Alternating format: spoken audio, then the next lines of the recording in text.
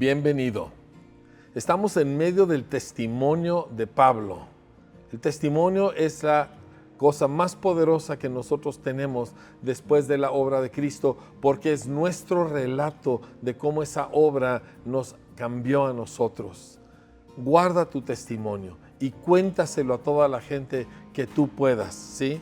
La Escritura dice, ellos le han vencido por tres cosas, dice, por la sangre del Cordero, por la palabra del testimonio de ellos y menospreciaron sus vidas hasta la muerte. Esta gente es imparable, es invencible. A Pablo no le importa si él vive o muere, él lo que quiere es glorificar a Cristo. Él cree profundamente en la obra de la cruz y ahora está contando su testimonio. ¿Cómo detienes a alguien así? A ti tampoco nadie te puede detener si tú abrazas esta sencilla manera de caminar, ¿sí? Porque cuando tú caminas así, como lo hemos repetido muchas veces, Jesús camina con nosotros. Hechos capítulo 22, verso 17. Pablo continúa su relato. Dice, y me aconteció, vuelto a Jerusalén, ya convertido, ya habiendo entregado su vida a Cristo, ya habiéndose bautizado, dice que orando en el templo me sobrevino un éxtasis y le vi que me decía, date prisa y sal prontamente de Jerusalén, porque no recibirán tu testimonio acerca de mí. Yo dije, Señor, ellos saben que yo encarcelaba y azotaba en todas las sinagogas a los que creían en ti, y cuando se derramaba la sangre de Esteban, tu testigo, yo mismo también estaba presente. Ellos saben todo esto. Y consentía yo en su muerte, y guardaba las ropas de los que le mataban. Pero me dijo, ve, porque yo te enviaré lejos a los gentiles. Y esta fue la palabra donde todo se descompuso, porque los judíos eran terriblemente celosos de su propia raza, y ellos creían que solo ellos tenían acceso a Dios, y que si tú querías tener acceso a Dios, te tenías que hacer judío, y no había ninguna otra manera. Entonces, este celo se había vuelto el punto de su orgullo nacional y era toda su identidad. Así que cuando alguien de alguna manera afectaba eso o amenazaba eso, pues para ellos era como amenazar su propia vida. De hecho, por esa misma razón se había levantado toda esa turba y habían querido matar a Pablo, porque pensaban que él había tratado de meter a un gentil al templo, y eso era como querer asesinar a su mamá. Me explico, en términos humanos. Entonces, Pablo llega hasta este punto y dice, y le oyeron hasta esta palabra. Entonces alzaron la voz diciendo, quita de la tierra a tal hombre, porque no conviene que viva. El odio religioso y la soberbia nacional era una cosa tremenda, y a ellos ya no les importó nada de lo que él pudiera decir.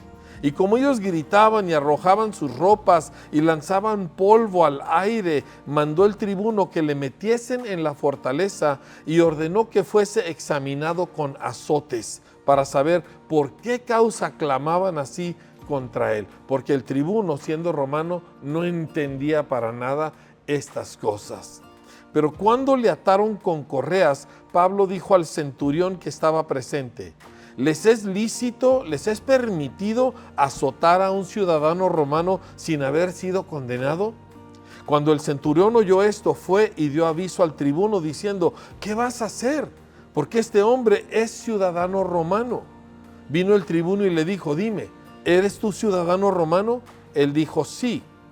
Respondió el tribuno, yo con una gran suma de dinero adquirí esta ciudadanía. Entonces Pablo dijo, pero yo lo soy de nacimiento. Así que luego se apartaron de él los que le iban a dar tormento, y aún el tribuno, al saber que era ciudadano romano, también tuvo temor por haberle atado. Así que vemos entrar aquí en conflicto el celo religioso y el gobierno, porque Dios ha establecido los gobiernos, aún los gobiernos que no le conocen, como estos romanos.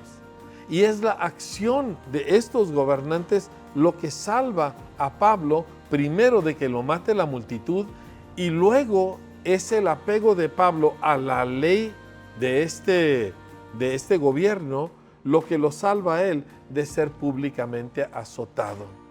Qué importante es que nosotros entendamos que el cielo gobierna todas las cosas y que nosotros vivamos nuestra vida en armonía con las leyes de nuestras diferentes naciones, ¿sí? Siempre y cuando éstas no contradigan lo que el Señor nos dice.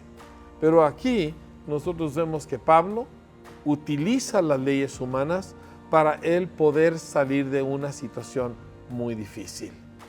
Ahora, el objetivo, sin embargo, de todo era dar su testimonio a la nación de Israel, y lo pudo dar. Y aunque una terrible y tremenda multitud rechaza su testimonio cuando él habla de ir a los gentiles, seguramente hubo algunos que fueron tocados por su testimonio. Y esa semilla sembrada, aunque muchos la rechazaron, en algunos daría fruto. No te preocupes cuando alguien rechaza tu testimonio.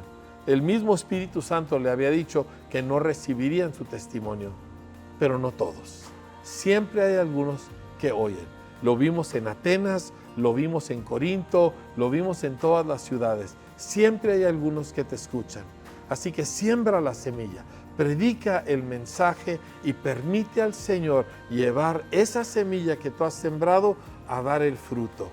Una cosa que podemos añadir es esto: sabiendo que la semilla, el mensaje de Cristo va a dar su fruto en algunos, nunca dejes de orar por aquellos a quienes les has compartido. ¿Para qué? Para que el Señor y tú, colaborando en oración, produzcan el fruto de la salvación en aquellos que sí te han oído. Que Dios te bendiga, que Dios te use.